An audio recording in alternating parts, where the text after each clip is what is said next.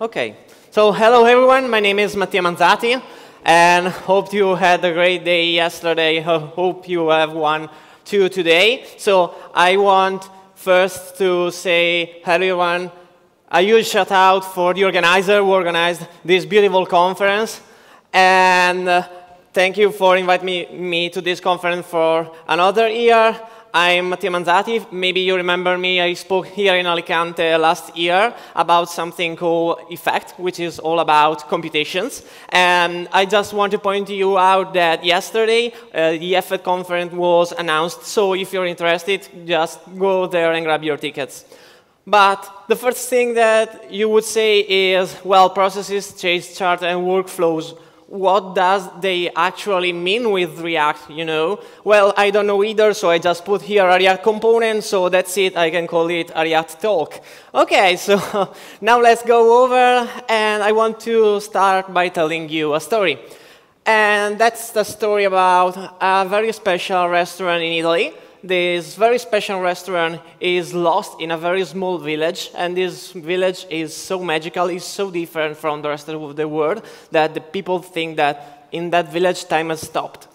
And people come into that restaurant, have a seat, order their food, the kitchen cooks the food, people eat, have fun, have a coffee, pay, and leave, and all happens in less than a blink of an eye. And in this village, there is a young full-stack developer that basically wants to help his dad grow the business. So what he does, he builds a React application in order to help his dad drive the business to success. And when he builds his application using React, this is kind of the backend code he has. He has only one single endpoint that receives all the data needed, like, for example, information about the customer, the order, the payment information. And when this API is called, it's basically register the people sitting, place the order for the items, calculate the bill, remove the amount from the balance, mark the table as pay, and send a thank you email. And that's it. And the application is so perfect, it works so well that the dad is so proud of his son, of his young child developer, and finally it says what the young developer was waiting for. Now, son, it's time for you to leave this small village and go out into the real world and seek glory out there in the real world. But just beware, because the real world is really different from here. In the real world, there are very bad people, also people that break spaghetti, you know, they are the worst. But other than that, the world is really different from what the young developer was usually doing. So he quickly realized that he was right. The world is very different because when people arrive at the restaurant and sit, they wait. And then they receive the menu and they choose what to eat. And that takes a lot of time as well. And then the waiter takes the order and brings it to the kitchen. And the cooks takes time to cook the food, you know. So basically, the young developer thinks that he has always been living a lie because everything takes time to happen. It may be a very small amount, or it could be hours, days, months, but everything takes time. And I think that software should be built around how the real world behaves, right? So our developer learned that nothing is synchronous. And most of the processes actually take time and wait for either some condition to occur in order to step over and continue, or to some process to complete. For example, our waiter has waited for the customer to decide what to eat before going and placing the order. Or the owner just waited for the people to finish his meal before going and placing the bill. And this is basically the concept of what a long-running process is. Basically, a long-running process is a service that involves multiple steps and will eventually need to stop in order to wait for some external condition or some external input in order to continue. And before going on, I want just to clarify one thing. By long-running process, I do not mean that there is some computation going on that's is continuously waiting for a thread or calculated something. But instead, I mean that the process is long-lived. So our young developer, the first thing that tries to do in order to fix what he already have and ship fast is just break the API he had into just multiple ones, you know, and introduce some new UI that between one step and the other, you will just invoke each of the new API. But that means that now every API is not receiving the whole data as before. So basically now the developer has also to do persistence, because when we call the first API seat and we give the amount of people that are seated into the table, and then we later call, for example, the checkout, and we want to have the information about how many people are in the table. And so now what was before a single persistence-less API now is multiple APIs, and now we are dealing with persistence, and basically every step is checking if the previous one actually has happened. And the first thing we notice here is that by just comparing the two ideas, we just kind of lost explicit information about what is the order of execution of those steps. Sure, as humans, we may just understand which is the expected order of execution by just looking up at the names of the APIs, and you know, before ordering, I have to sit and then I check out later. But imagine a real-world scenario that is more complex, like 25 different APIs. Are you sure that you are able to tell the correct order by just looking at API names? Well, and also imagine if those API names are not documented, you need to look inside of your code and hope to discover them all and hope to completely understand how they check the processing order. So now that we have split our API and we lived some time between one call and the other, we basically realized that things in the real world do not happen as we expected. Because what happens in a real restaurant is that when a customer arrives, it gets seated by the waiter. And then the waiter is not looking at the customer and said, "Hey, are you ready with your order? Are you ready? Yeah? OK, so can we place your order?" No, that's not how things work. You know, the waiter maybe sees another customer arriving and then goes to that customer and sees the customer. And then it goes to the first table, it takes the order, and instead of going to the kitchen, maybe it goes to the table next to as well and takes the order from that table as well. So basically, everything is interleaved. And should we say that the problem here is how human interaction works? And are the human interaction the problem that make our application go asynchronous and split our API? Must a long-running process span about hours, minutes, and involve human interaction to be called so? Or maybe the same could apply to a set of automated operations that usually takes a few milliseconds, but may take more due to some service. Maybe that's not available right now, or it's taking time to happen. So let's take a step back. Let's go to our API checkout. And this is the implementation we had before. Do you see any problem in here with this function? Well, since day one of learning application with databases, we have been told that when you have multiple writes, you need to wrap them in a transaction, you know? Because by wrapping them in a transaction, you ensure that you have data consistency.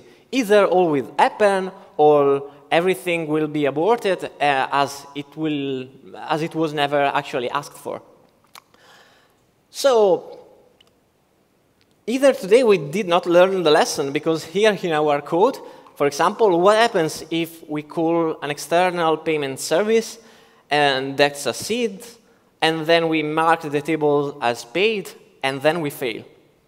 I'm sure that the customer won't be happy about the idea of trying to pay again in order to see if it works this time. So what we need to do is just call begin transaction and commit transaction, right? That's it, you know, you lazy developer, you just forgot to call that function. Well, the problem is that that function do not exist. And it's not a problem about language, you know. Maybe it's something about how real world actually works. And let's say, for example, that we have this problem. We have a customer that is seated to a table. The customer places his order for a steak. The waiter delivers the order to the kitchen, and then the kitchen finds out that there are no steak left. What do we do now?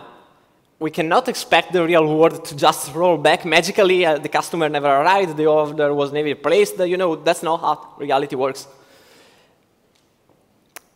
And also, we must think that upfront checks are not an available option.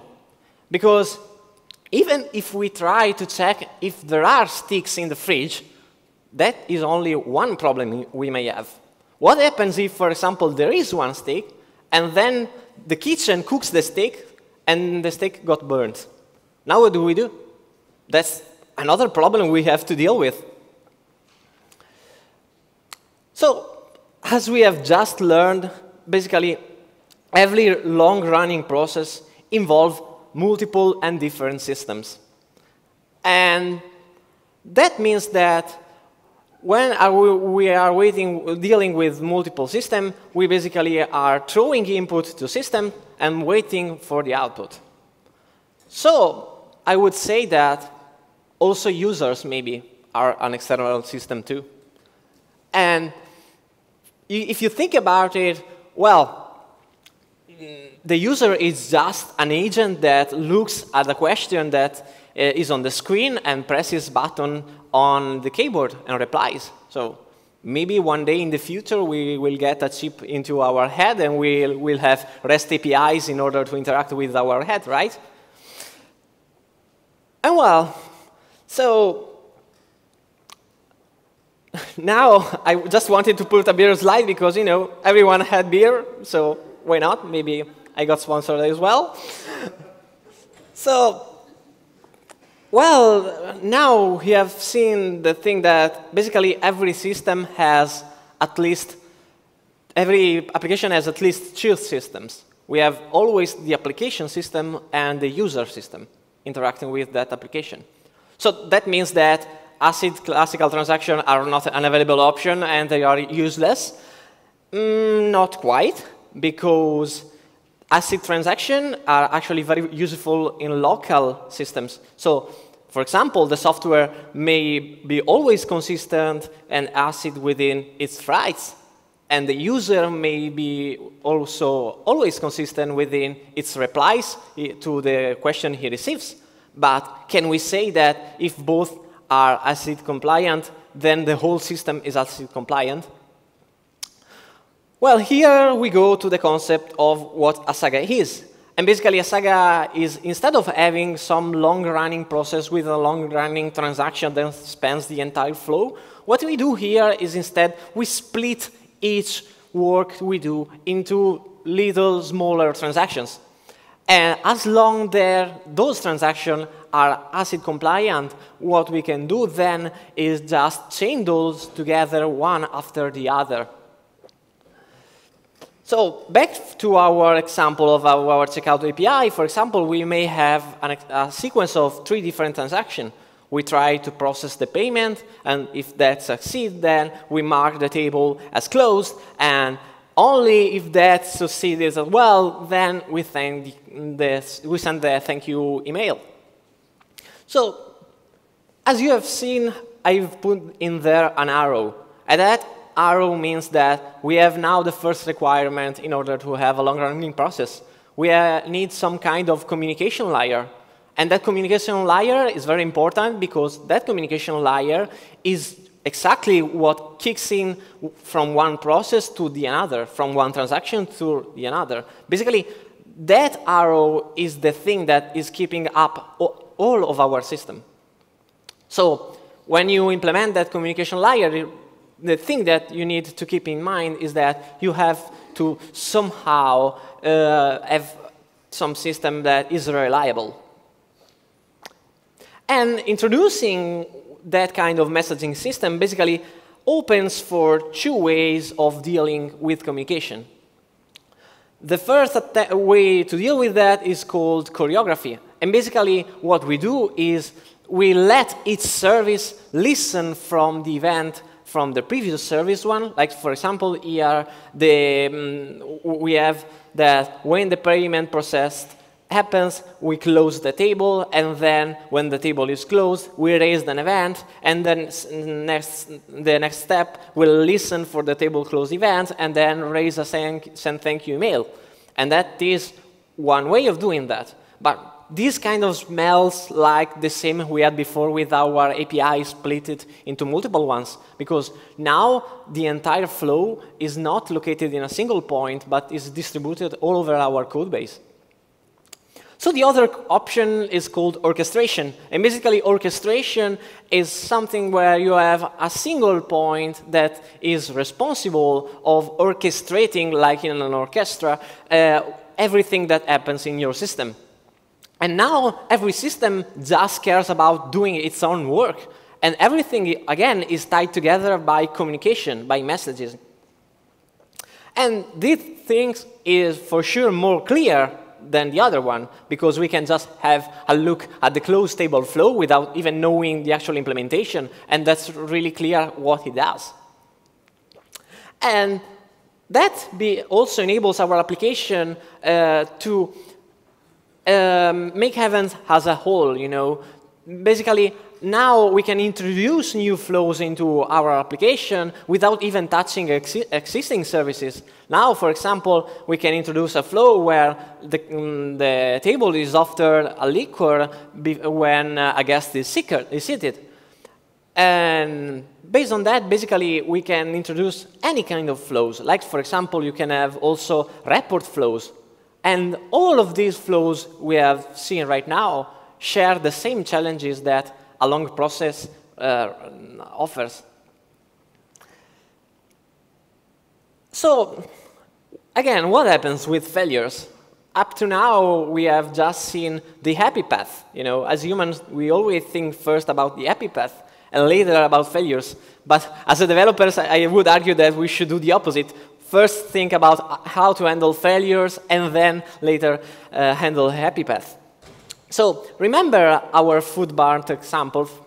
Well, what happens if, for example, in our kitchen, the food gets burned? In an async transaction, what you can do, you can just roll back. But now that we have multiple transactions, what we need to do is basically write a compensating transaction for each step. Let's say, for example, that we have the transaction we see here. For example, here we have the process payment that then kicks in the mark table as closed and then send the thank you email. So what happens is, for example, the thank you email fails. You know, when that fails, maybe we want to reopen the table and refund the payment, you know, because we need to somehow revert that, and we are not in an async transaction, so we cannot simply roll back. And basically, we see here that we have three kinds of transactions, because here we discovered the first one, which is the compensable ones. And compensable transactions are basically transactions that either define both the happy path and also a compensating transaction. The compensating transaction, for example, for a place order may be a cancel order. And you also need to think that every compensating transaction needs to be written such as it is commutative. So, for example, our process payment of 10 euros must be compensated by a refund of 10 euros, not by setting back the account balance to what it was before. Because, as you remember, we may have interleaved situation, and what happens if transaction interleaves? Another kind of transaction we may have are the retrievable ones that are, for example, maybe our email system. We can assume that that system may never fail, but sometimes it may take some more time to load and to perform its work. So in this kind of transaction, what you have is, instead of having a compensating transaction, maybe you have a retry policy, and that opens a completely different kind of talk. But basically, what you have to keep in mind is that that kind of steps may not fail, but may take longer than you usually expect. And finally, we have the last one, which is the pivot transaction. The pivot transaction is not compensable in any way. So let's say, for example, that the customer has already eaten the food. How do you compensate that? You cannot have the food back from the customer. Well, no, yeah, you cannot have that. So this kind of transaction defines basically a point of no going back. This kind of transaction can be kind of compensated maybe by running different kind of business processes. So we start another long-running processes. Like, for example, maybe the customer has another credit card, so we can try to charge the other credit card. Or maybe the customer today will clean the dishes in the kitchen. Who knows? So, enough theoretically speaking, let's see some code. We started from something that looked like this, that we can see here. And what we need to do first is try to couple together our transaction with our compensating ones. And the easiest thing to do that is by just wrapping every time we were called the step previously. Now we are calling this step function that takes two arguments. The first one is the correct transaction, this happy transaction. And the second one, if provided, is the compensating transaction. And basically, what the system will do in a very simple implementation is that he will try to run as many steps as he can. So we can see that our step function is basically defined as something that attempts to run the happy transaction. And if it succeeds, it pushes the compensating transaction into the compensation stack.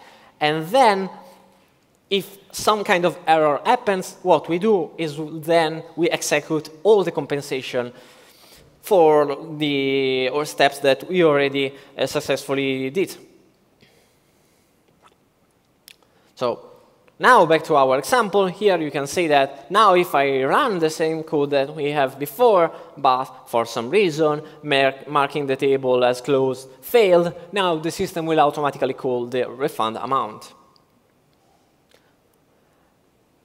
And now that we have something that is long-running, something that you think about is now that waiting is also part of the business process.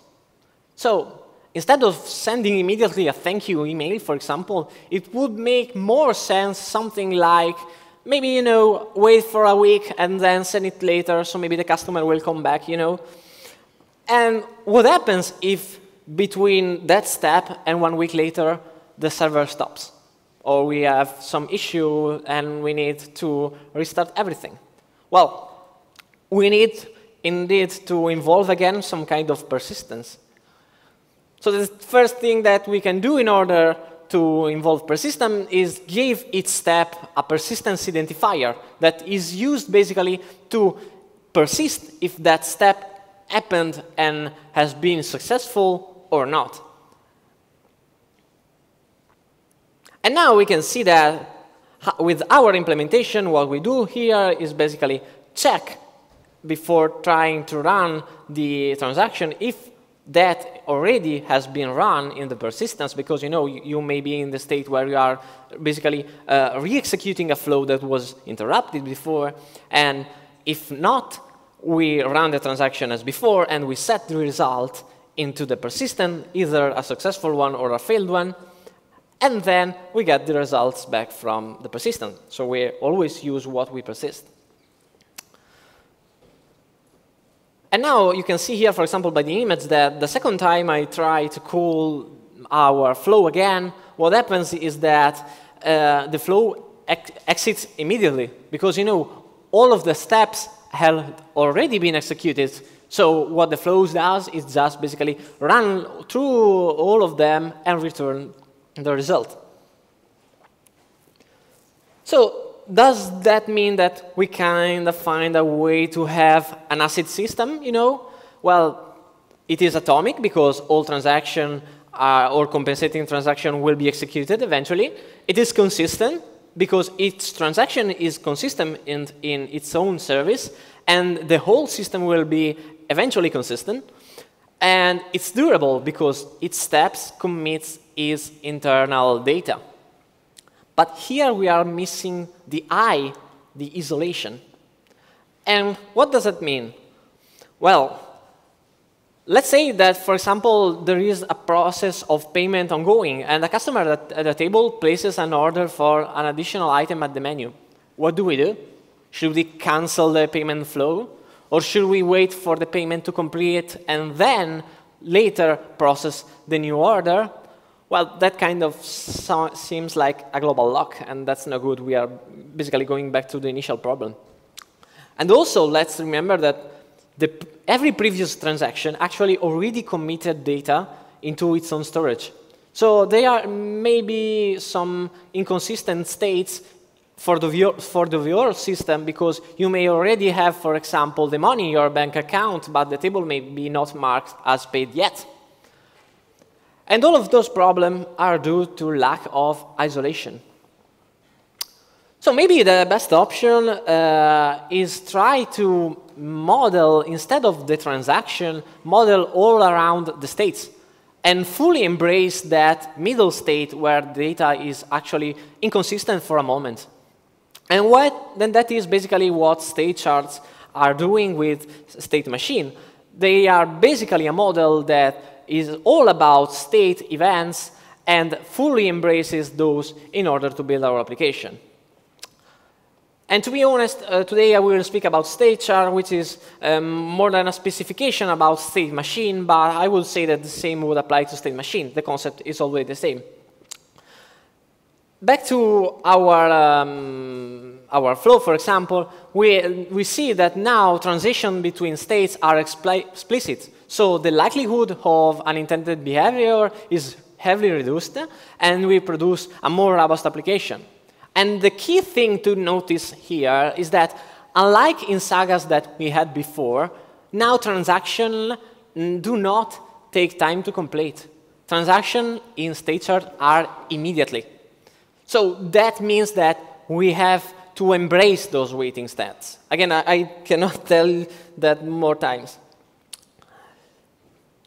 And this model is also really great because, as you have seen before, any non-developer can just have a look at the flow, and if he knows something about charts, he may be able to just understand how the business works without having any look at the code.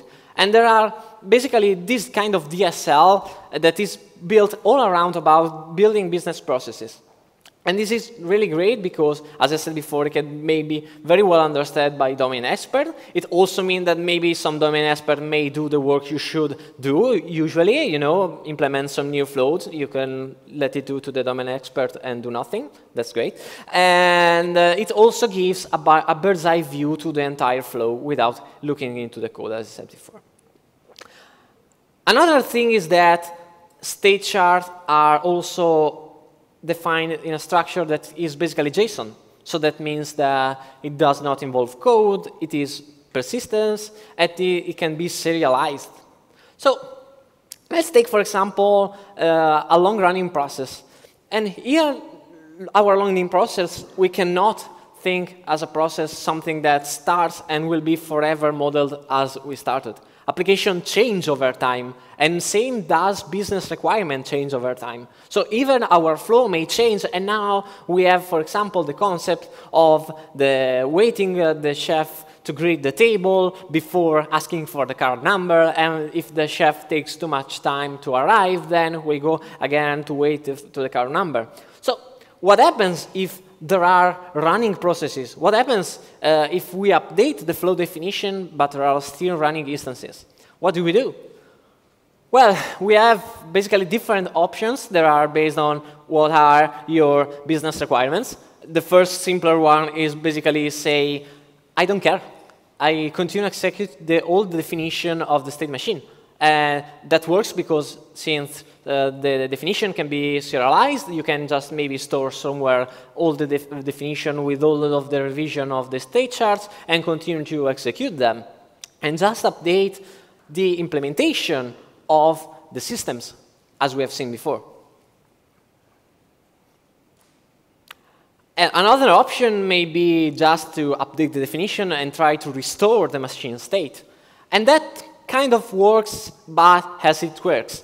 Because what happens if, for example, you deleted a state and there was a workflow instance that was exactly on that state? Well, that's a problem. Another option is as well try to replay events. You can basically store all the events that lead your machine to that state, and then when a new definition of the workflow came out, what you do, you load the new definition with the initial state, you replay all the events, and you get to a state that will be basically the state of the new machine. But that is kind of weird, because how do you treat the side effect that happens during that? So an intermediate solution may be something like embracing the concept of upgrading a flow as an event itself. And maybe what we can do is do not delete any state, just keep them as deprecated. And when we have to perform an upgrade, what we do is we load the new machine definition, we restore the previous state, and then we trigger an upgrade event. So the machine has the opportunity to upgrade itself to the new state. We move, for example, from the serve-free drink state to waiting for food, and then send new incoming events. OK, I'm running out of time, but I'm going to be quick. Concurrent execution. We have spoke a lot about the problem of having states. But what happened about side effects? Because, the state chart definition is great because transitions are immediate, but again, you get also, when you upgrade your state, when you evolve your state, you get in a state and an event, and you get back an updated state and a list of effects to run. How can we ensure that those effects are only executed in one place and not by multiple users or multiple requests? Well, there are multiple possible solutions. The only one I will speak about is the one that is very similar to the real world. Let's say, for example, that we have the same problem with two waiters picking up orders from the tables. How can we ensure that those two waiters will not pick up orders from the same table? Well, maybe the boss just assigns a range of tables to each waiter, and each waiter will just work with those tables. And the same exists in computer technology. That's called sharding. And what basically is that we assign a range of entities to each of the state, each to the entity of our system. And each worker gets a range and only works with that. So we ensure that our system will always be consistent, and we will never process twice our effects. So, quick recap, and before I end here, today we learned about what are long-running processes, what are the challenges of that. There are a lot of them, and I hope that today I moved your focus to some problems that you may have in your code base, but you never thought about. So thanks again for your time, and hope to see you next week. Next year.